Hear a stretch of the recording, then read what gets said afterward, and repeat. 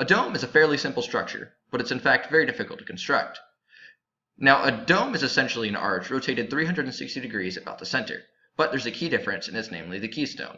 Unlike an arch, a dome does not require a keystone to be a stable freestanding structure, and the Romans actually, in fact, really liked this feature, and they would often leave the top completely open, as in the case of the Pantheon. So how would you construct it?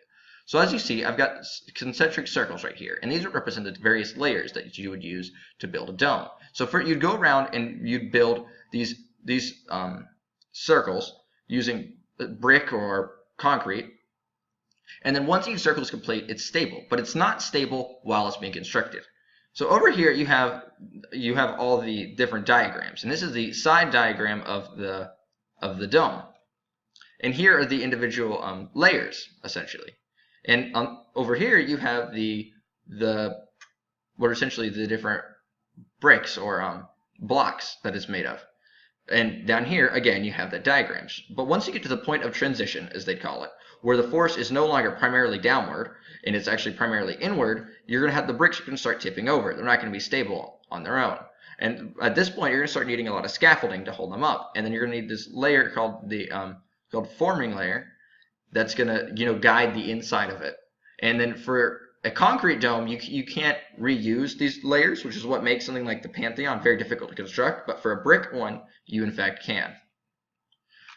So essentially, you're going to keep making this same kind of pattern all the way around, and then you're going to move up through the concentric circles until you have a complete dome.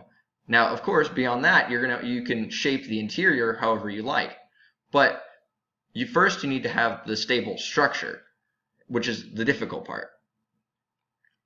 And well, that's essentially how you make a dome. The skyline of ancient Rome was characterized by many dome structures, and to this day such remarkable feature and ageless scenery still remains in the heart of the city. Of the many dome buildings and architectures in ancient Rome, the most notable and commonly recognized would be the Pantheon, which was commissioned by Marcus Agrippa during the reign of Augustus. However, it was destroyed by a fire later on. The Pantheon that is now in Rome was completed in 125 AD during the reign of Hadrian. The original use of the Pantheon is somewhat unknown, except that it was classified as a temple. It may have been designed as a place for political purpose too, where the emperor could make public appearances. Even after over 2,000 years, the building remains intact, attracting over billions of tourists every year. The Pantheon is often remembered by its front views of the triangular roof held up by multiple standing columns. Despite the beautiful exterior, the Pantheon happens to be constructed where the interior is deliberately made to outshine the exterior. There are elegant coffers ascending upward to the top of the roof. At the top of the dome is an opening to the sky and has decorative bronze sheets friezed.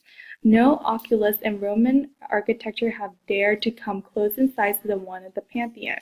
This concept was also used to construct many of the famous baths in Rome. In Rome, households were taxed for water pipes, so people went to the local baths instead. The local baths also served as a point of gathering, and it was really useful for community and social function. There, people could relax, keep clean, and keep up with the latest politics. Bath of Diocletian opened in 306 AD and was one of the largest baths in Rome and can hold up to a capacity of 3,000 at a time. Water came in through the connecting aqueducts. Another of the famous baths in Roman ancient culture is the Caracalla, completed in 216 AD, named after Emperor Marcus Aurelius. The bath is located in Appian Way. Much of the art that was found on the walls and some mosaic floors have been removed and taken to various museums around the world today. The interior of the building was enormously rich in color. The marble walls were covered with painting and mosaic. Later on, Hagia Sophia, constructed in 532 and 537 AD in Byzantine Empire, would take on this marvelous architectural technique to their benefit in the eastern part of the empire. The Hagia Sophia was initially a cathedral built for the purpose of a dome ceiling along with smaller domes towering above it. The design of the dome in ancient Rome became a highly praised piece of architecture. It was echoed in many early Renaissance buildings later on. In around 1500s, dome buildings and structures flourished throughout Rome and even out of Rome. In early Middle Ages, domes were popular in the Byzantine Empire. Domes in Byzantine Empire can be divided into two stages. The first stage was from 4th century to 6th century. During this stage, the architectures were magnificent. In 6th century, the famous Hagia Sophia was built. It has one big dome in the middle. But during the 2nd century, from 7th to 12th century, because of the fall of the Byzantine Empire, the buildings were not as magnificent as before. The buildings usually have several small domes instead of one big dome.